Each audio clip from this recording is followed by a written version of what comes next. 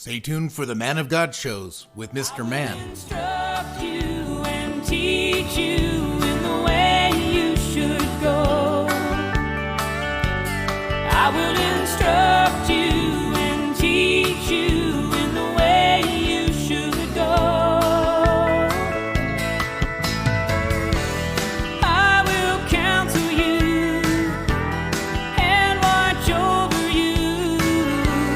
I will counsel you and watch over you.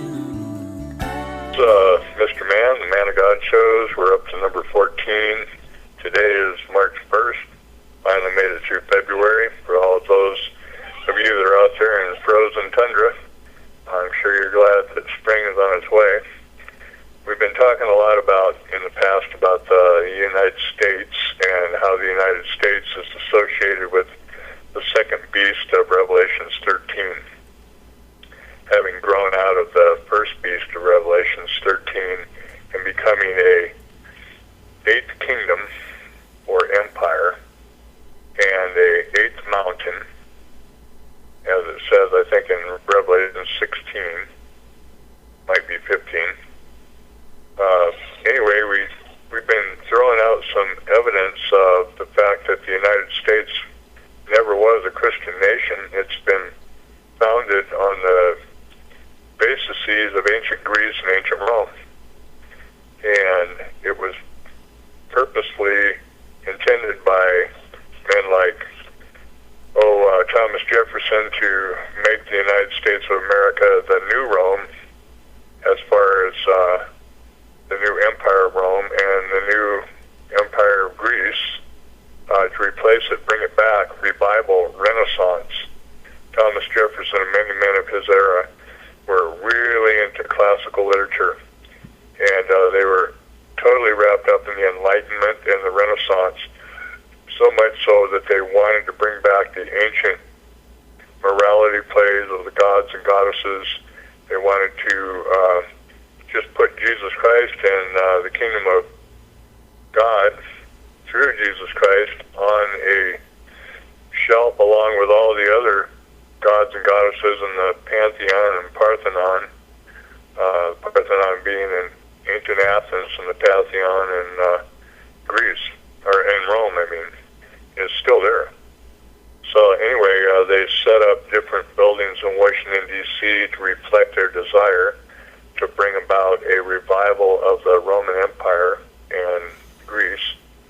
And their architecture and the friezes that are on the pediments above the entrance to buildings, the way they dedicated it through Masonic ceremonies, different buildings on particular days of the year and particular days of the month, so that astrological charts align themselves perfectly, because esoteric belief is that things that go on above should be magnified and reflected like in a pool of water below, so that they have a saying, as above, so below. So when they would set up things where they wanted power from unseen spirits, gods and goddesses, whatever they chose to call them, they would do so in an astrological fashion so that they could get the exact date right, and they could get the exact empowerment from these gods and goddesses on the works of their own hands in government and architecture and finance and whatever they chose to seek blessing from above. So that's what I want to talk about today, and it's going to be an interesting subject. I'm definitely not able to cover everything as well as a scholar would. I don't consider myself a scholar. I'm just a podunk that has researched and learned these things. I'm one of those guys that would fit right along with the accusation against the early apostles by the Sanhedrin that these are not men of letters. Where did they learn this stuff? Where did they get this information? In other words, they didn't go to some college and get a degree and figure out all of these things through professors feeding it to them. How did they get this this information. So I'm definitely as well read as I can be. I probably should be more, and I just have things that God wants me to share. So Trevor's on the other end of the line as usual, and he's the producer of the show. Trevor, what's up? What's going on? Well, I think this is a very important subject, and it affects all of us. You're either going to stand with the Lord or you're going to fall with the nation. You're either going to stand with what God is building or you're going to fall with the rebels that are working in cahoots with Satan and the dragon, the old serpent. So it's a very important subject. Yeah, the Library of Congress, along with the Supreme Court building and the Capitol building, are all on Capitol Hill. Capitol Hill in Rome was where the Parthenon stood, along with the library that they had, the Library of Records that they had in ancient Rome, and the Temple of Juno, and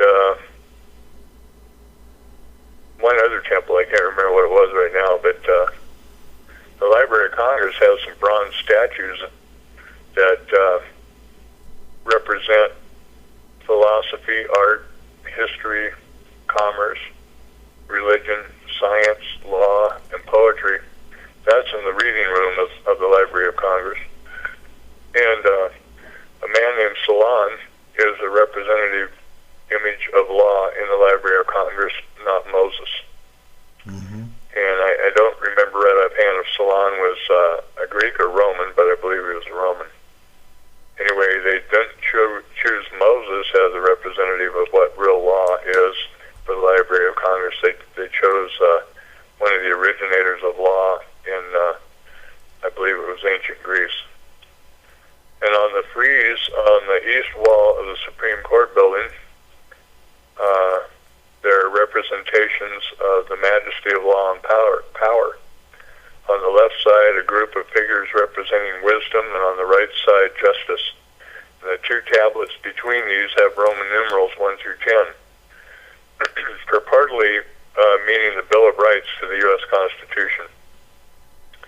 The frieze on the north and south walls inside the Supreme Court depict a procession of 18 historical lawgivers. And it's interesting who those men happen to be. Those lawgivers are not the ones that you would expect for a so-called Christian nation, a free nation that was meant to be set up so that men could worship God without the interference of the Church of England and without the interference of King George, but they could worship God just by reading their Bible and deciding how the Lord Jesus Christ wanted them to live their lives. And here's the 18 men. Mayonnaise, Hammurabi, Moses, Solomon, Lycurgus, Solon, Draco, Confucius, Octavian. They're on the south wall. And on the north wall, Justinian, Mohammed, Charlemagne, King John, Louis IX, Hugo Grotius, Sir William Blackstone, John Marshall, and Napoleon. Now, if you were going to put men on a wall to advocate a free and lawful society where individuals are free and men of conscience serving God according to the Scriptures would live and raise their children and their families by the truth that's in the Bible, would you have picked those historical figures to put on the Supreme Court walls, on the north and south walls, as a procession of 18 historical lawgivers? Absolutely not. No, absolutely not. A lot of these men were emperors. Draco, for instance, is where you come up with the name draconian, as far as people saying, well, that law or that rule or legislation has draconian implications to it. He was a very harsh individual who was the first person to codify law in Athens, and his name means dragon, and it still means dragon. have dragon on the wall of the Supreme Court in the form of the name Draco. After him was Confucius, and after him was Octavian, which was Augustus Caesar.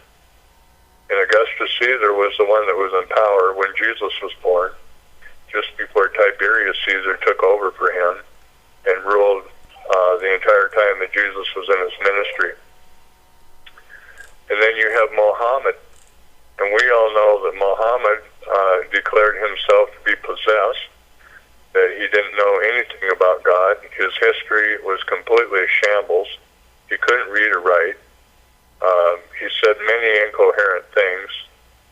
He was a pedophile. He had a wife that was 9 years old. He married her when she was 6, and then he slept with her first when she was 9. So you have Charlemagne, who was a cruel, maniacal leader. He was the head of the Holy Roman Empire. You have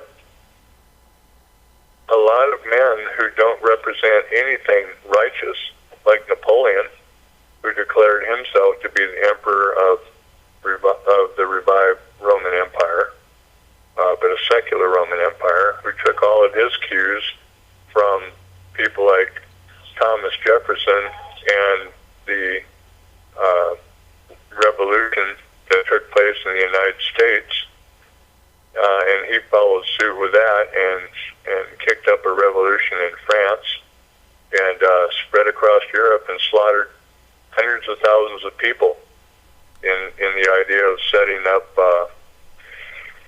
reason on the throne instead of God, and declaring that God was dead, and that reason from that point forward would be man's guiding light in the world out of his own mind.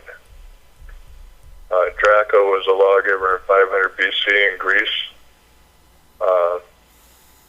One of the constellations is named Draco, means dragon. One of the 8 brightest constellations in the sky, one of the original 48 charted by the former general of Alexander the Great, Ptolemy, which was later adopted as one of the 88 modern constellations by the International Astronomical Union. That constellation covers 1,083 square degrees of the sky, yet only possesses 3 bright stars. The dragon is made up of 14 stars, and it's flagged or flanked by the Little Dipper and the Great Dipper. And some of the constellations that border it are Bootes, Hercules, Lyra, Cygnus, Cepheus, Ursa Minor, a name I can't spell, it starts with camel, and Ursa Major. And it's easily visible, Draco, to latitudes between plus 90 degrees and 15 degrees. And it used to have, one of its stars used to be the North Star. It used to be the polar North Star, the North Pole. And then after so many thousands of years, it was moved off so many degrees that it no longer was the star that was used in order to for mariners to use as a north direction when they were sailing, as much as the one that they use now that's on Ursa Minor, or is it Ursa Major? The Little Dipper, the Great Dipper. I can't remember which one it's on. Anyway, there's a meteor shower 3 times a year associated with Draco, March 28th through April 7th, then to June 20th, and from then on through October. And the reason I'm bringing all this up is that Draco was a big deal when they set up the buildings in the capital of the United States in Washington, D.C., in the District of Columbia. When Thomas Jefferson and George Washington and all those guys got together with their Masonic outfits on, and they used a trowel and poured oil and wine and torn onto the cornerstones that they laid for those buildings. They did so oftentimes, more often than not, with the sign of the dragon in the sky and the sign of the Virgin converging. And I don't know a lot about astrology because I don't want to. Mm-hmm. I don't know a lot about astronomy for the same reason. I'm not out there sailing at night by the stars. But I've learned that this was what they did to inculcate or invoke the power from above to invest itself into the government of the United States and the activity that would go on in those buildings. Mm-hmm. And so the dragon represented a great number of those dedications as being in a central part of the chart that they used.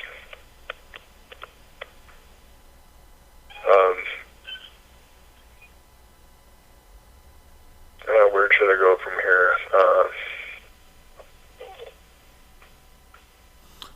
The dragon we know in Scripture is the one that is the great serpent, the devil. Mm-hmm. And the dragon in modern culture today is looked at as a fashionable thing that everybody should partake in, whether it's on their clothes or whether it's on fanciful movies, whether it's a child's movie made by Walt Disney where the Norse or the Scandinavians train their dragons and fly back and forth, or whether it's in the Harry Potter movies or the Lord of the Rings movies or whatever, the dragon is given a prominent place. And you got any questions? I'm going to let my brain air out here just a second. Well, I just wanted to comment. You're speaking of a very deliberate, thought out, methodical implementation of these ancient spiritual beliefs that even in the Bible, the scriptures talk about ancient Israel absorbing these practices of worshiping the hosts of heaven. But periodically, from time to time, God chose to clash with these powers. So just because the culture today doesn't necessarily believe or even aware of these forces of the elemental spirits, there is a definite reality to the power, even though that power is defeated through Jesus Christ. But I just want to point that out. Ancient Israel many times got involved in these things, and they believed in the powers. These men that did this, they're often spoken of as secularist or deist, which meant that they pretty much didn't have a concrete belief system when it came to gods or goddesses, and that all these things were fanciful, mythological mind teasers that they were into, that they just played with these imageries and all these ideas that they got from these ancient myths simply to be expressions of different secular ideas in society and how society could train itself and use these things as examples, and absolutely not the case. These men were under the surface. If they gave the impression on the surface that they were what many people would like to think they were just fanciful with these things and saw them as artistic license that they could use as examples, clever fairy tales or whatever. Under the surface, where the occult is hidden, and that's what the word occult means, is hidden. They were complete practitioners of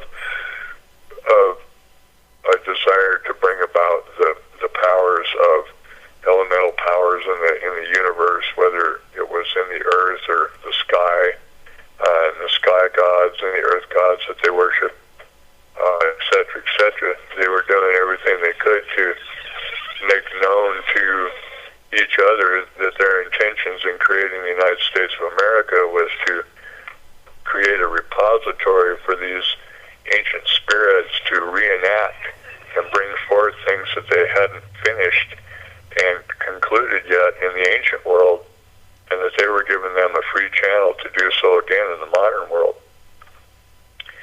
That there's so many different traditions and beliefs concerning the dragon in history, and we see so many different things repeated in modern day movies and novels that people write, where the dragon is a main part of the idea of the movie or the novel that's written. I see so many people with shirts on them with dragons, dragon tattoos. There's even a very popular movie about a faggot female in I think it was Sweden or Norway that was called the girl with the dragon tattoo. And the dragon is a symbol in the occult of a belief system in two conflicting powers, positive and negative forces in the universe that are like magnetism, positive and negative, to cancel each other out and bring perfect harmony.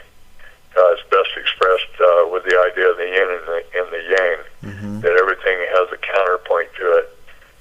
Everything is balanced. If something is above, something is below that reflects it. If something is negative, there's something that's positive that reflects it, and it's an exact opposite. You there? Yes. So these people that are practitioners that are actually initiated and put in office of various sorts, particularly in the United States of America, they're very superstitious, aren't they? They believe these things, and they actually act them out in certain dates and celestial time frames. Yeah, they actually worship the dragon who gave power to this beast, the second beast of Revelations 13, which is the United States of America. They worship the dragon who gave power to the beast by yielding to the spiritual forces that the dragon represents, giving sacrifice in the form of corn, oil, and wine, which was an ancient way to offer an oblation to a god or a goddess in Egypt or Babylon. And they actually bow the knee and bow the head to these different spiritual forces. They choose to use the names that were given to them in ancient times. Their statues have the same names on them, like Minerva and Jupiter on different buildings in Washington, D.C. The Capitol building was made to look like and represent the internal part of the Parthenon, or the Pantheon in Rome. Parthenon is in Greece. The outside of the entrance of the Supreme Court was made to look like the entrance to the Pantheon in Rome, which is still there, with the same number of pillars.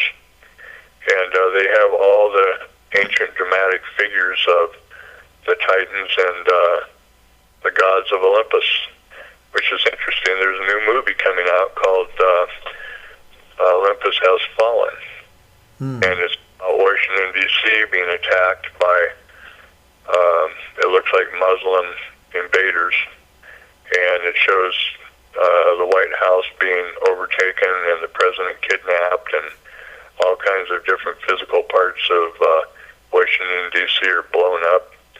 And at one point, one of the actors tells another actor, unleash the gates of hell, or open the gates of hell, in response to fighting back and attacking the invaders or whoever is attacking the United States.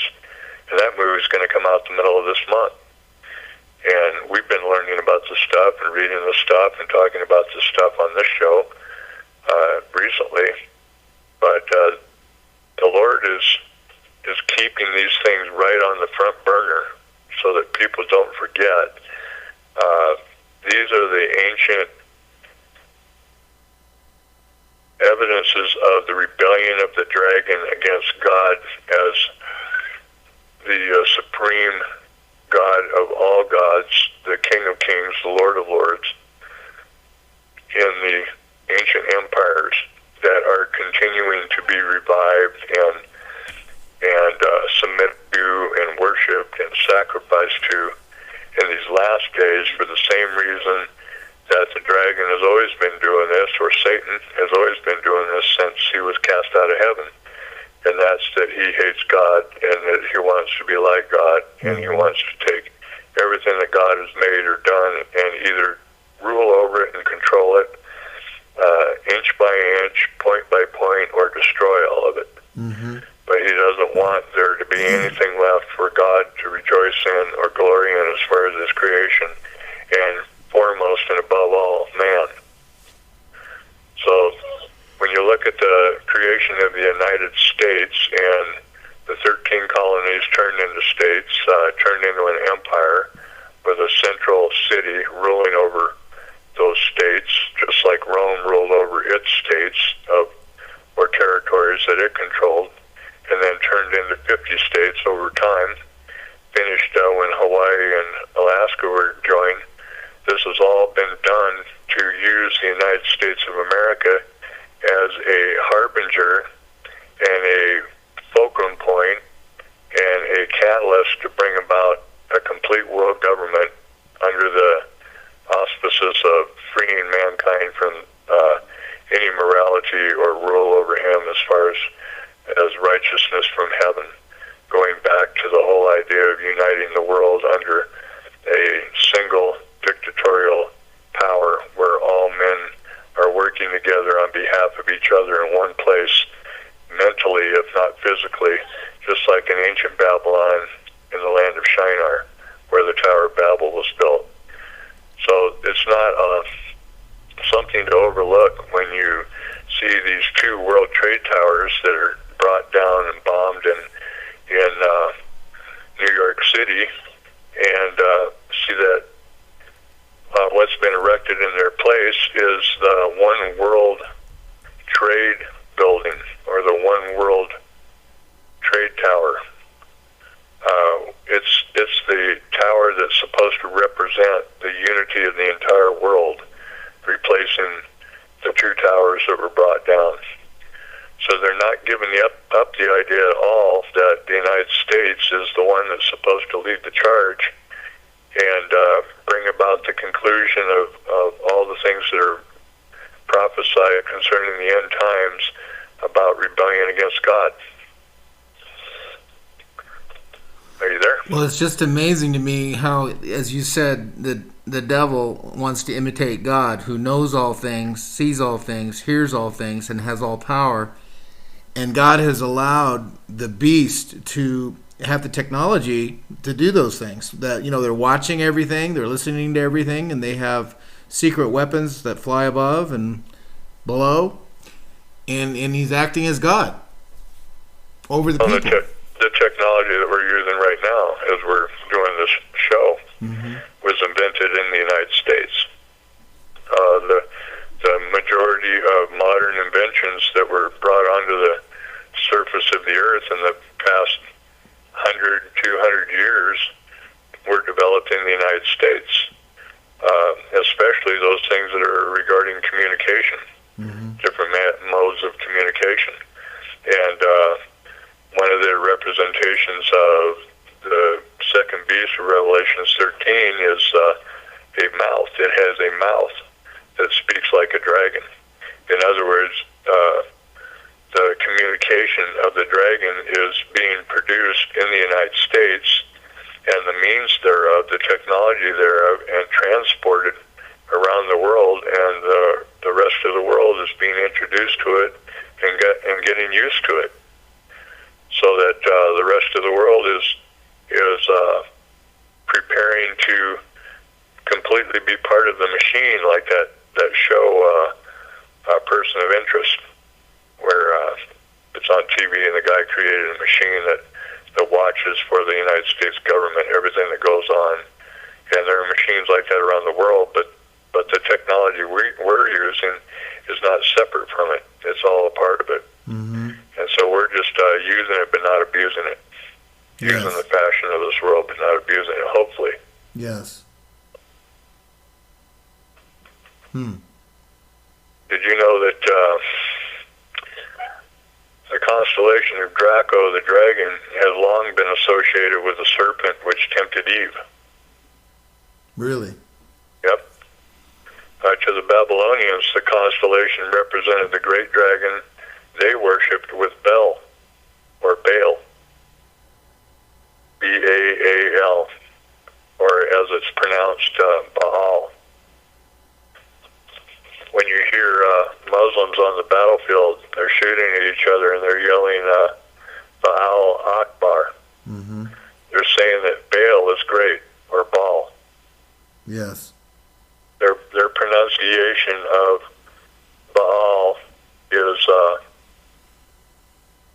more correct than our pronunciation over here when we read the scriptures and say Baal. Yeah. The Babylonians saw in the constellation a dragon and a snail, and also the constellation as a whole was a serpent they called S-I-R, or Sir.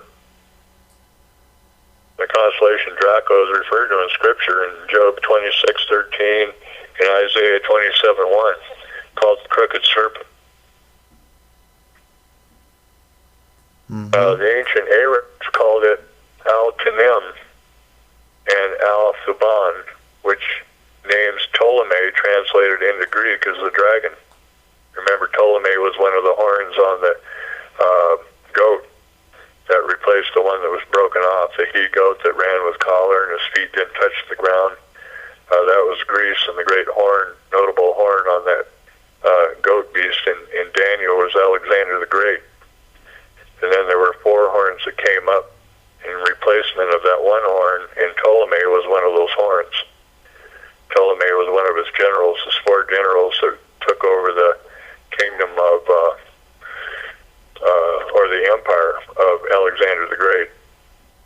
And he translated many things, drew many maps. He was the one that was responsible for the continuing the Library of Alexandria in Egypt. There were 10 different dynasties of Ptolemies and Cleopatras from the first Ptolemy right up until the time that the Cleopatra we know of in the movies met Caesar. And she was a descendant of the ancient Greeks. The ones that ran Egypt for 10 dynasties were Greeks. The word Tannim translates in the Hebrew word Tannim as dragon. So the word that is similar to the ones the Arabs use, the Hebrews translate as dragon.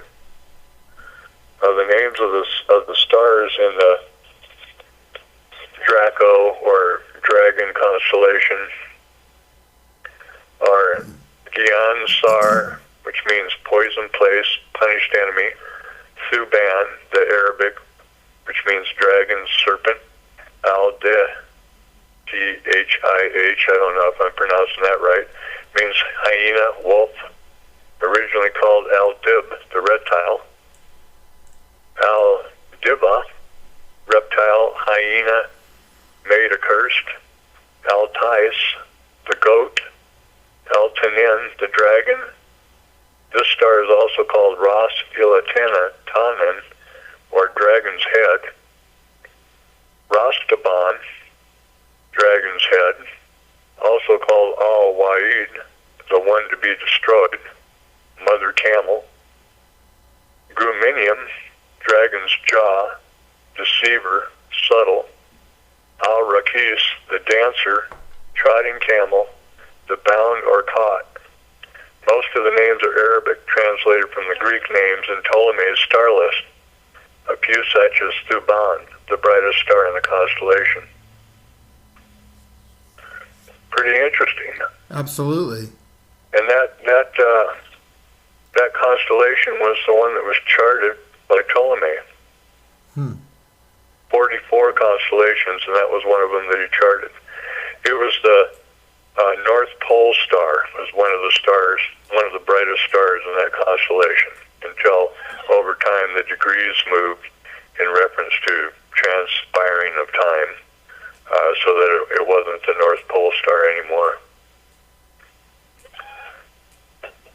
What do you think about all that? Well, I think what you just reminded me of is the space program with NASA. A lot of times they, like the shuttles, they would name them after Atlantis, Discovery. These themes, these occultic themes, are definitely in their rockets and missiles. Well, just look at the winter storms that are being named by the Weather Channel and NOAA. Mm-hmm. When they got up to D, didn't they name it Draco? Yes. Draco? And the one that is in the process of moving across the country right now, they just named, and they named it Saturn. And do you know who Saturn is in reference to the ancient myths of the gods and goddesses? Is that a war god? Saturn was the sky god that ate all of his children so that he wouldn't have any competition from one of the gods that he gave birth to. He was a Titan, and he was the one that was given credit by the Romans for reigning over the Golden Age. You've heard of that. Everybody's heard of the Golden Age. Mm-hmm. Yes. Well, the Golden Age was when there were men on the earth that were created that were golden men, that were well nigh perfect. They didn't have any blemishes in them, no error in them whatsoever.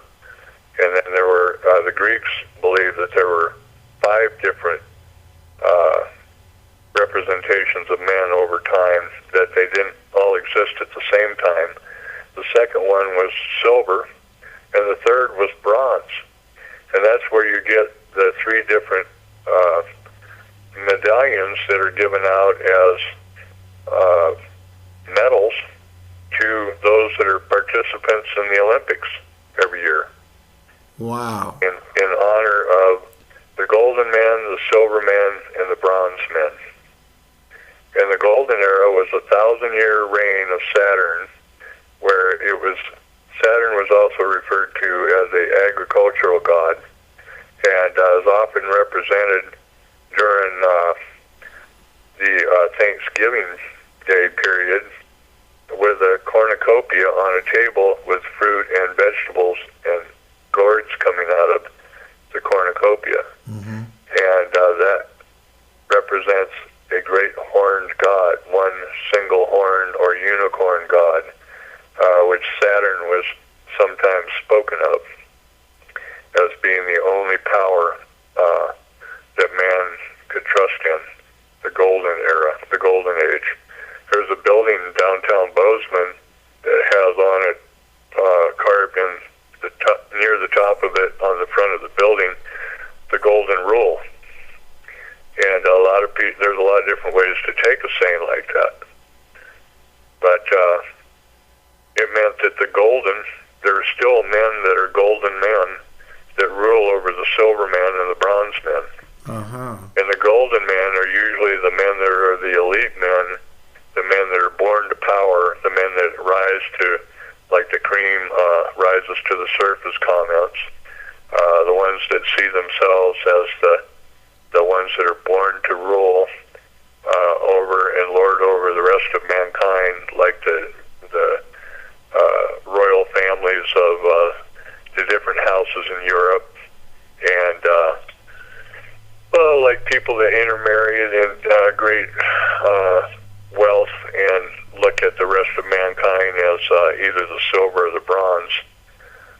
And so when they give the golden medallion to someone who takes first place, what they're saying is, you represent the great era of 1,000 years of peace and prosperity that Saturn ruled over. And every year Rome celebrated that in December, and it was called Saturnalia. Uh-huh. And the Catholics took control of that festival and changed it and called it Christmas. Yes. That's amazing. So, when we're talking about the planets, or we're talking about winter storms being named, we're talking about the days of the week being named after different gods and goddesses. Like Thursday is Thor's Day, Friday is Friesen, and Saturday is named after Saturn. It was originally called Saturn's Day. And then you have the Moon Day for the moon goddess, which would have been Minerva, or any facsimile of that. And then Sunday, you have the sun god Apollo, or you have Baal. And all these things are represented represented in Washington, D.C. and depicted in different paintings and different carvings and statues all over the place. You know, the Olympics, the original Olympic Games were set up in a sacred grove to Gaia. And Gaia is the one that was referred to as the mother of all babies. In other words, it was the goddess of Earth, one of the Titans. And it was married to Uranus. And then later she consorted with her own son, Saturn, after Uranus was set aside because Saturn castrated him.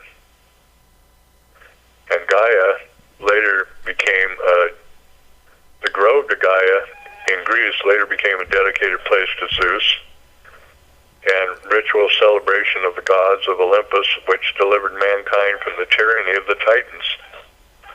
Ritual sacrifices were spread abroad to the participants and audiences as a feast shared with man from the gods for their generosity expressed to their worshipers. All is at that one table. So there's your table of devils. Wow. The Olympics every 4 years took on many facets in many places, but at the primary location, a huge altar was built to Zeus, on which those sacrifices were offered. Today's cauldron would represent that altar, and often processions occurred, similar to all the athletes marching into the main arena, like we just saw in London. And that big cauldron would have represented the huge altar that was built to Zeus. So they haven't changed anything. There was a long time where, because there were so many Christians in the Western world, they refused to allow the Olympics to continue. But then I think they started up in the early 1900s, a little bit after the 1800s were over. But I might be wrong. It might have started at the end of the 1800s again, where people began to participate. But for years, they didn't have anything to do with the Olympics because of its pageantry, which comes from the word pagan, and because it was associated with all kinds of lies and demonic activity that's associated with the ancient world that worship devils. The Greeks had over 100 religious festivals a year, one every 3 days. Wow. And one of those was the festival of Dionysius, god of wine and merriment, otherwise known as Bacchus. And we have a restaurant downtown on Main Street that's called the Bacchus Pub. And it has a painting of Bacchus, or Dionysius, the god of wine and merriment, on the front of it, on the window. And Christians go there all the time and eat and drink. The Greeks celebrated this festival with theatrical performances and plays, as well as drunkenness and orgies. It was a 4-day annual event. Pretty incredible, huh? It's absolutely amazing. So when it says in Revelations 13 that the first beast has the body of a leopard, that stands for Greece. That's what the Greek beast was in Daniel. It was in the form of a leopard. And it had 4 wings on it. And those 4 wings were the 4 generals. And one of them was Ptolemy, the 4 generals that took over after Alexander the Great. Alexander the Great didn't last very long. I think he only survived like 12 years from the time he started going around and conquering everything and naming things after himself until the time he died. He thought himself to be the son of Zeus. He called himself the Son of God. He thought himself to be a deliverer and a savior to mankind, and that when he went to conquer these different groups of people, he offered them the Greek idea of democracy and freedom of thought and freedom of expression, and to deliver them from the tyranny that existed in their rulers. And he didn't want to set up anything that was similar to a empirical reign or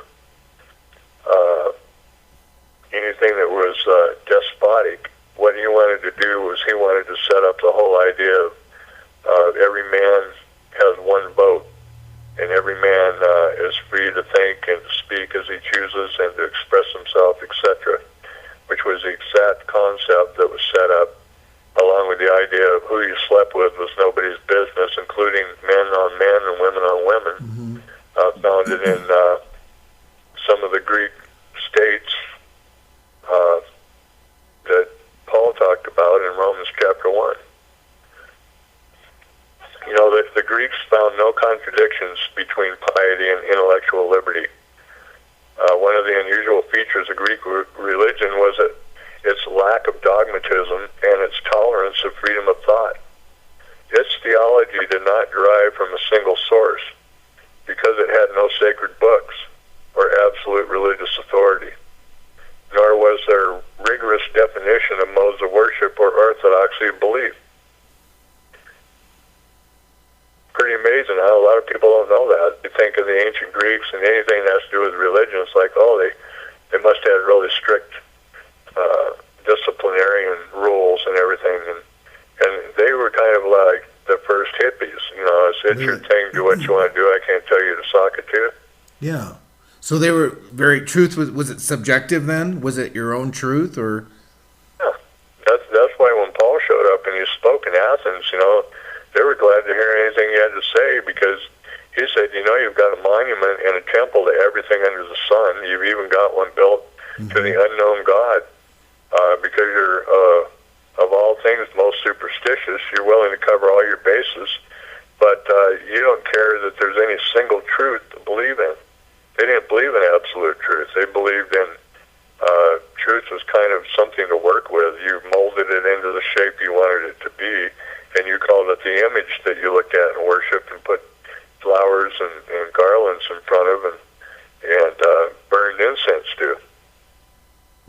Yeah, they were completely into tolerance. You know, they would have really looked down on anybody that tried to tell them there's one God, and His name is Yahweh, and His only begotten Son is Jesus Christ.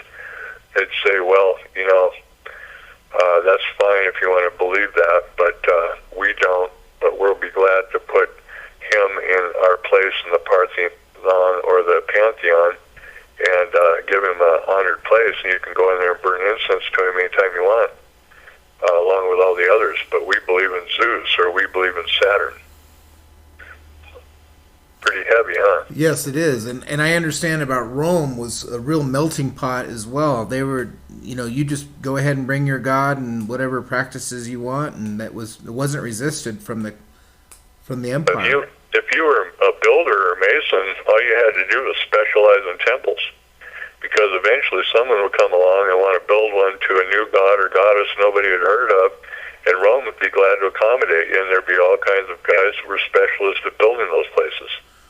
Well, then tie that in with Roman Catholicism, because that's essentially what they did, was Christianize all the deities and the idols and created a religion. Oh, sure. Let me go on and talk about Gaia and Saturn for a little while, and then I'll talk about that. Gaia was the earth goddess, offered and referred to as Mother Earth. And you hear that statement all the time, and I always, when I hear it on TV, I always say back, there's no such thing as Mother Earth. It predated the Olympians, which were Zeus and all those different gods and goddesses. The mother and wife of Uranus, the father of Kronos, or Saturn. The Romans had an earth deity similar to Gaia. They superimposed onto the myth of it, called Tellus. It's actually spelled the way it sounds, Tellus. They believed it to be the mother of all babies. And for this reason, whenever a Roman mother gave birth to a child, immediately laid it upon the ground to acknowledge its power and draw strength from it, speaking of that goddess. The marriage of Gaia and Uranus was considered a sacred union between heaven and earth, sky god and fertility goddess of earth. And this was obviously incestuous, but the Greeks and Romans thought general taboos for humans didn't have to apply to gods. They were above it. And two of their offspring also married siblings, and two of their grandchildren did likewise. So what you have is the names of these different gods and goddesses that were incestuous with each other. And also, I said of Saturn earlier,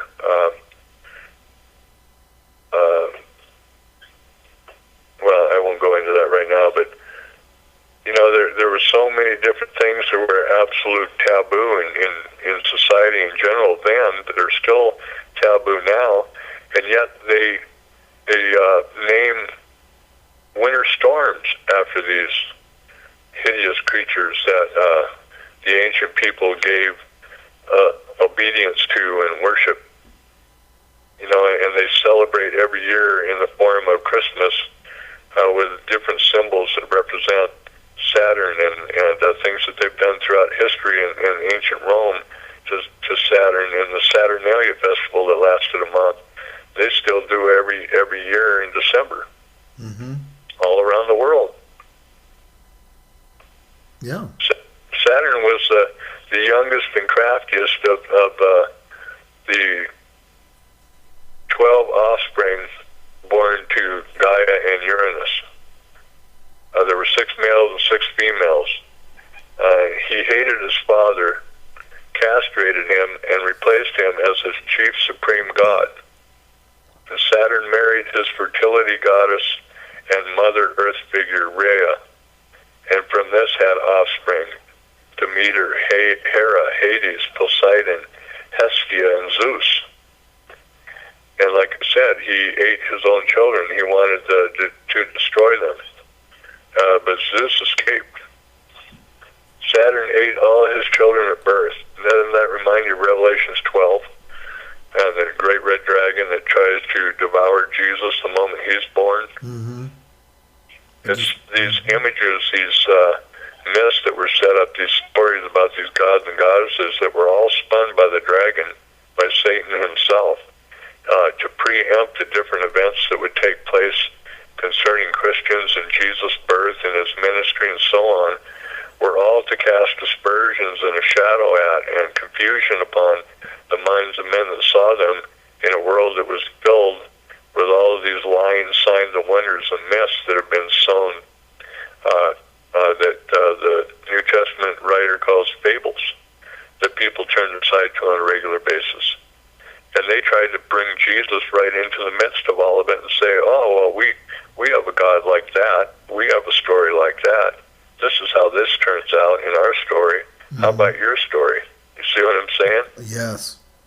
So when guys like Thomas Jefferson came along and chopped up the Bible and made his own Bible and got rid of the parts he didn't like and made what's called the Jefferson Bible, people were already doing that in regard to the Renaissance and the Age of Enlightenment, in regard to everything that had to do with Jesus and the Bible and the stories in the Bible already. They were already including them in the myths and stories and fables and fairy tales of ancient Rome and Greece, and they were melding them together. They were putting them together.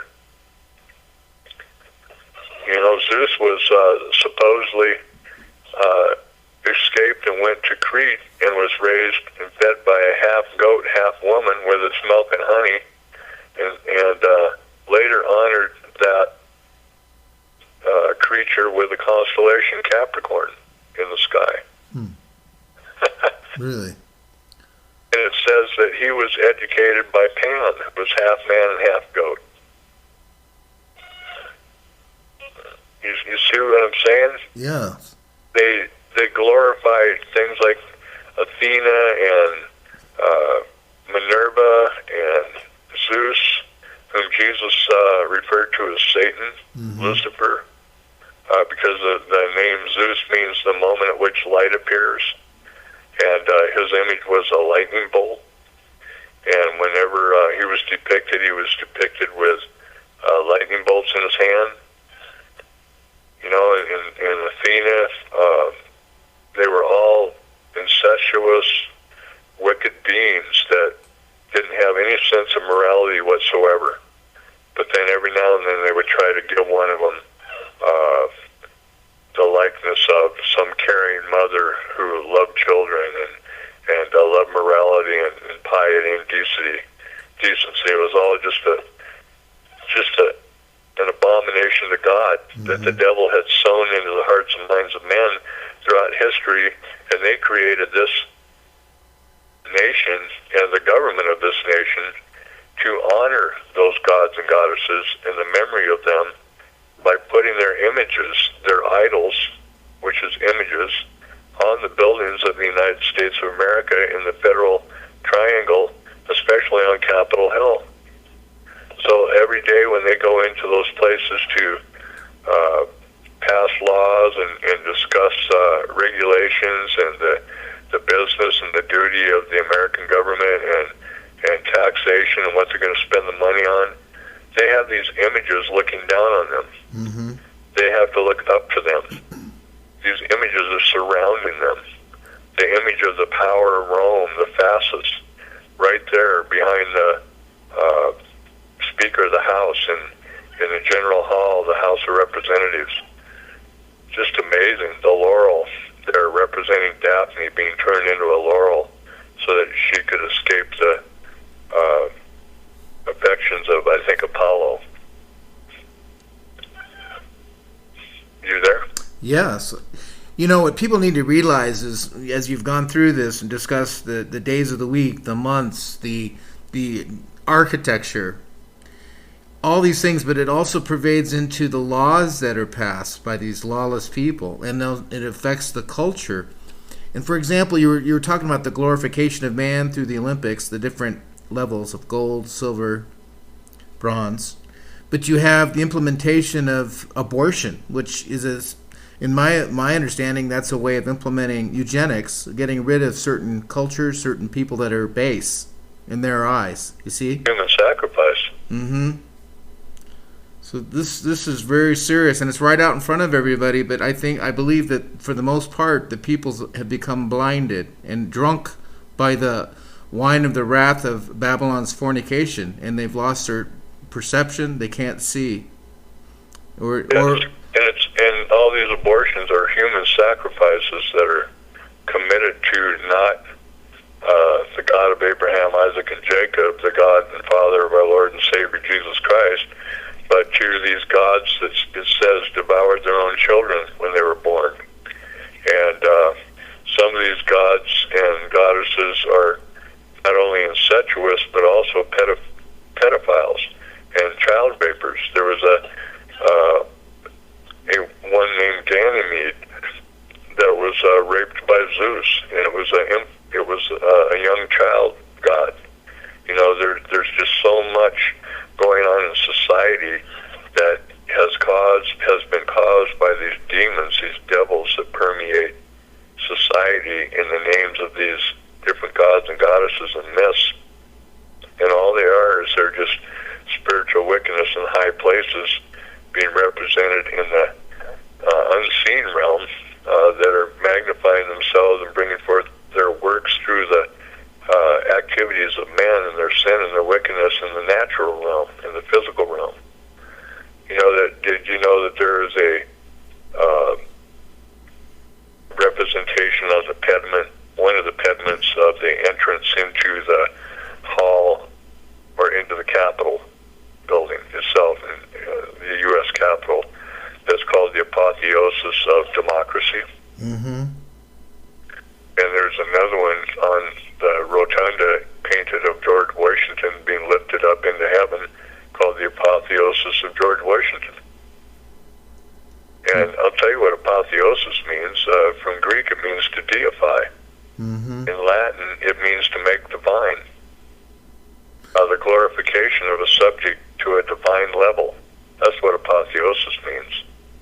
But isn't that the dragon, the serpent, the devil's gospel from the beginning with Eve? He said she could partake of the tree of the knowledge of good and evil, not die, but be as a God. Same thing. That's right. Exalting yourself and saying, I will ascend up into heaven. I will sit on the throne of God. I will be like God. It's the same exact lie that the devil convinced himself of was possible. That's actually democracy is being elevated to that place of godhood in the United States Capitol, because you have to pass under that imagery in order to go in there for the sake of those laws that they argue about.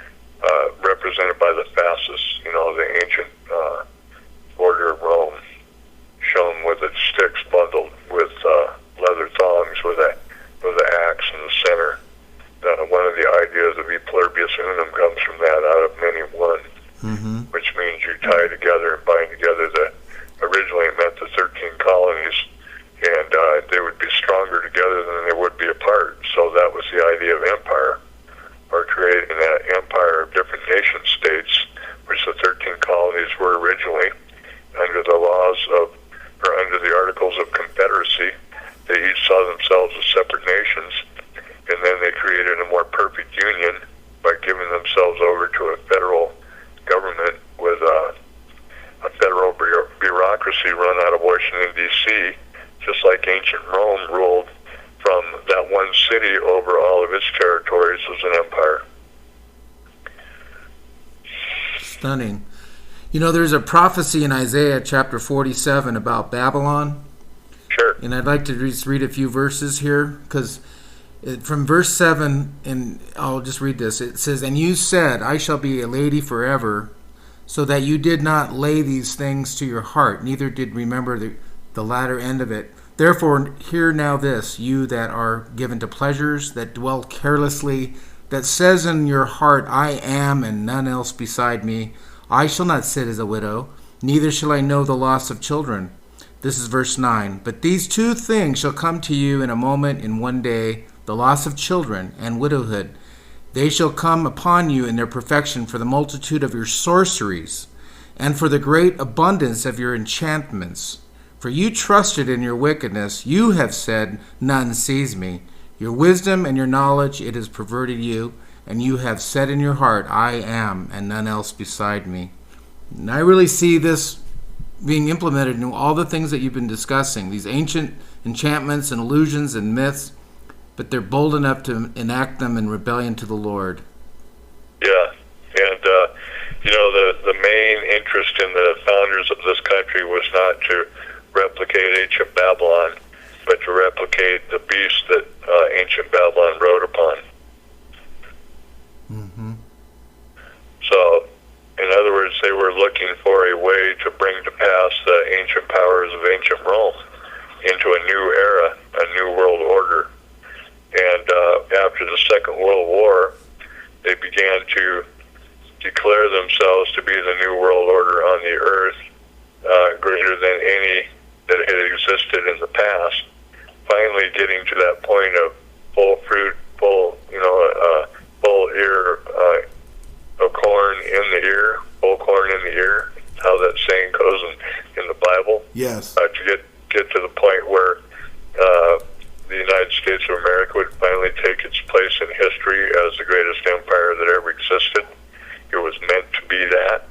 And after the Second World War, when they took over all the territories with the Allies from the previous empires, geographically speaking, and unleashed fire from heaven in the sight of the first beast, which is where they were fighting in that territory to take over from Adolf Hitler and Mussolini, and establish their power in place of it, and in place of Great Britain. The United States rose up after that experience, after it added its final two states, after it added its final territory and turned them into states.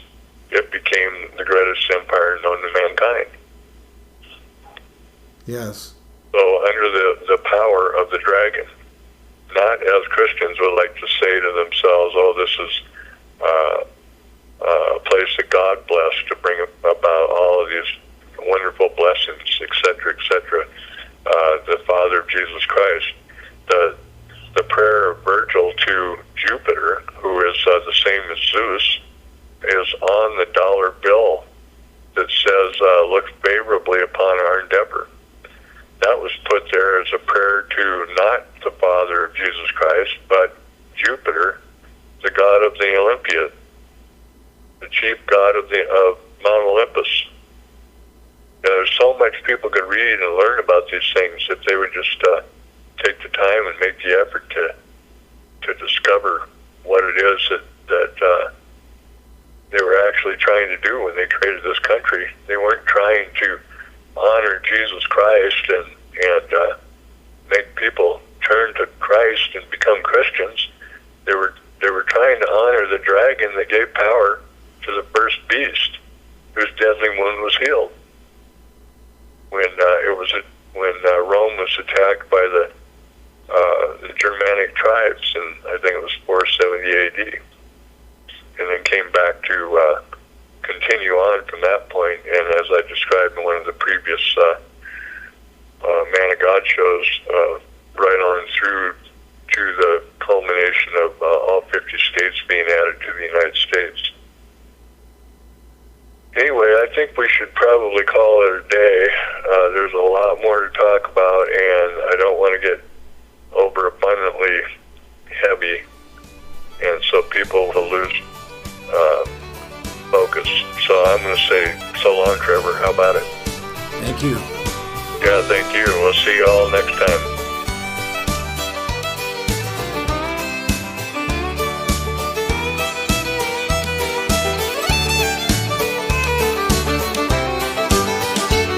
The fear of the Lord is the beginning of wisdom. The fear of the Lord is the beginning of wisdom and knowledge of the Holy One.